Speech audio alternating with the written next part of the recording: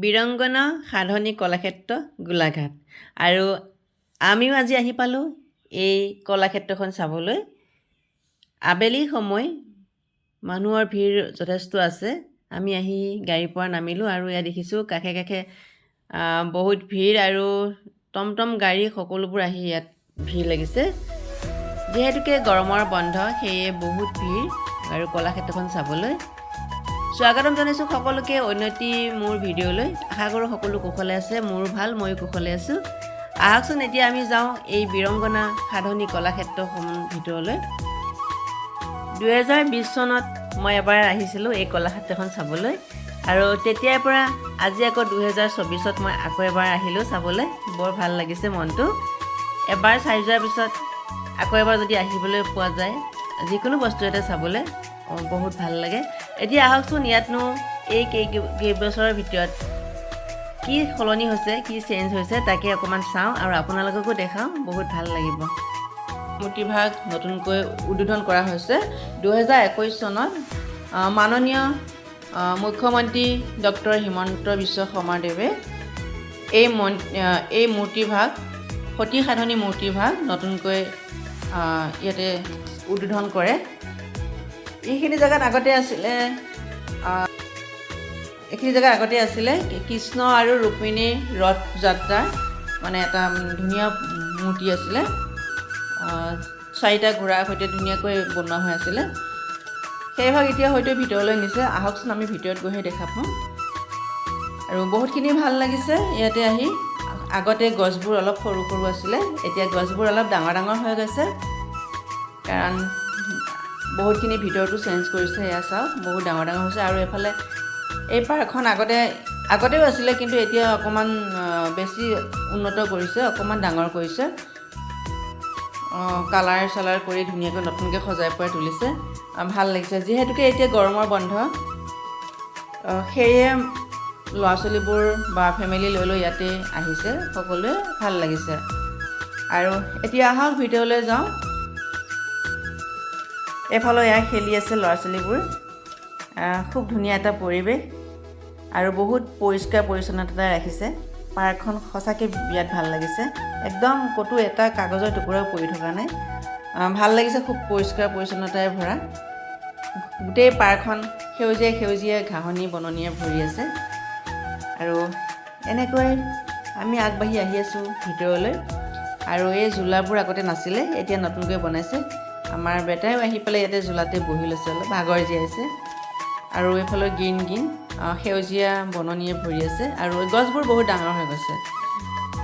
আৰু সেইফালে এটা পুখুৰী আছে, সেইফালেও যাব পাৰি। খুব ধুনীয়া ঠাণ্ডা অকণমান হাৱা লাগি আছে আৰু খুব সুন্দৰকৈ বনাইছে গোটেই পাৰ্কখন। আৰু সেয়ে দেখিছেনে, এইটো ঘৰ আগতে নাছিলে। এইটো হৈছে খেৰৰ ঘৰ, নতুনকৈ বনাইছে। এইটোও ভাল লাগিছে, খুব ভাল লাগিছে। আৰু চাওক, মই যে কৈছিলোঁ কৃষ্ণ আৰু ৰুক্মিণীৰ ৰথ যাত্ৰা বুলি, এইখনৰ কথাই কৈছিলোঁ। এইখন আগফালে আছিলে। এতিয়া য'ত সতী সাধনী মূৰ্তিভাগ আছে, এই মূৰ্তিভাগ তাত আছিলে। কৃষ্ণ আৰু ৰুক্মিণীৰ এই মূৰ্তিভাগ তাত আছিলে। এতিয়া তাৰ পৰা আনি ইয়াত দিছে আৰু তাত সতী সাধনী মূৰ্তিটো ধুনীয়াকৈ স্থাপন কৰিছে, বনোৱা হৈছে, উদ্বোধন কৰি থৈছে। ভাল লাগিছে আৰু ভিতৰত হোৱাৰ কাৰণে বেছি ভাল লাগিছে। পাৰ্কখন চাবলৈ এটা বেলেগ এটা ভাল লাগিছে মানে দেখিবলৈ। আৰু ধুনীয়াকৈ চালোঁ, কিমান সুন্দৰ দেখিছেনে। শ্ৰীকৃষ্ণই যেতিয়া ৰুক্মিণীক হৰণ কৰি আনিছিল, এইখন ৰথতে চাগে আনিছিল, এনেকুৱা এটা দৃশ্য বনাই থৈ দিছে। আৰু আগফালে চাবলৈ গ'লে এয়া হৈছে বগা 4টা ঘোঁৰাকেইটাই দৌৰি আছে, মানে ৰথখন গৈ আছে, এনেকুৱা এটা দৃশ্য। সেয়ে চাওক, আগফালৰ পৰা দেখাইছোঁ কিমান সুন্দৰ। 4টা ঘোঁৰাই কৃষ্ণ আৰু ৰুক্মিণীক লৈ আহি আছে। ভগৱান শ্ৰীকৃষ্ণ আৰু ৰুক্মিণীৰ হৰণৰ কাহিনী চাগে আপোনালোকে নিশ্চয় শুনিছে, সকলোৱে জানিয়ে চাগে। মনত পৰি গৈছে গোটেই কাহিনীটোৱে। বৰ ভাল লাগিল আৰু দুকপিমান এনেকৈ ফটো উঠি ল'লোঁ। গাৰ্ডেনখনতে এনেকৈ ঘূৰি থাকোঁতেই পাৰ্কখনৰ ইটো ছাইডলৈ আহিলোঁ। এই কাম কৰা কৰ্মচাৰী কেইজনেনো কি কাম কৰিছে তাকে চাবলৈ বুলি ওচৰলৈ আহিলোঁ। আহি দেখিলোঁ খুব সুন্দৰ এটা ভাল লগা, চাওকচোন, সেউজীয়া ঘাঁহনিবোৰ এনেকৈ ৰোপণ কৰা হৈছে। ভাল লাগিছে। যেতিয়া ডাঙৰ হ'ব এইবোৰ ধুনীয়া ঘাঁহ হৈ পৰিব আৰু ভাল লাগিব, কাৰ্পেট পাৰি থোৱা যেন লাগিব। আৰু সেয়ে সমানে সমানে কৰ্মচাৰীসকলে ধুনীয়াকৈ পাৰি দিছে পৰিপাটিকৈ। দৃশ্যটো দেখি মোৰ বহুত ভাল লাগিল, সেয়ে সেইটো ভিডিঅ' কৰি ল'লোঁ। চাওকচোন, গোটেই পাৰ্কখনতে মানে সেউজীয়া সেউজীয়া কৰি পেলাব আৰু অলপ দিনৰ পিছত যেতিয়া এইবোৰ ডাঙৰ হৈ যাব। আৰু সেইফালে সেইখন ঝুলনাত ঝুলি আছে ল'ৰা ছোৱালীবোৰ খেলি পেলাই। ওচৰলৈ নগ'লোৱে বাৰু, ইয়াৰ পৰাই ভিডিঅ' কৰিলোঁ। ভাল লাগিছে। আৰু এইফালে যিহেতুকে ঝুলনাখন যিহেতুকে খালী হৈ আছিল, সেয়ে এবাৰ বহিলোঁ। আৰু এই বাইদেউহঁতেও বহি আছিলে, বাইদেউহঁতৰ সৈতে এনেকৈ বহি কথা বতৰা পাতি আছিলোঁ। আৰু বাইদেউহঁতে বোলে মোক চিনি পাইছে মোৰ ভিডিঅ' চাই, সেয়ে বাইদেউহঁতৰ লগত কথা পাতি বহুতে ভাল লাগিল। সেয়ে ধুনীয়াকৈ ঝুলনা ঝুলি আছোঁ। আৰু ভাল লাগে দিয়কচোন ঝুলনা বুলিবলৈ। বাচ্ছা কালতো খেলিলোৱে, আৰু এতিয়া ডাঙৰ হৈ ভাল লাগে আৰু কিবা এটা। আপোনালোকে উঠেনে বাৰু ঝুলনাত এনেকৈ? মোৰ ঝুলনা দেখিলে মনটো বিৰাট ভাল লাগে। মই এবাৰ উঠোৱেই আৰু য'তেই নহওক, পাৰ্ক হওক য'তেই নাযাওঁ, ভাল লাগে সেইবোৰ দৃশ্য।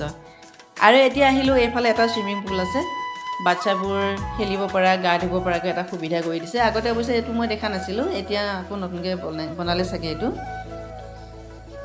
খুব ধুনীয়াকৈ ল'ৰা ছোৱালীবোৰ ইয়াতে গা ধুই আছে, খেলি আছে।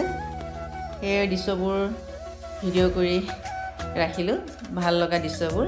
খুব ভাল লাগিছে, কিমান ফূৰ্তি পাইছে চাওকচোন ল'ৰা ছোৱালীবোৰ খেলি খেলি এনেকৈ।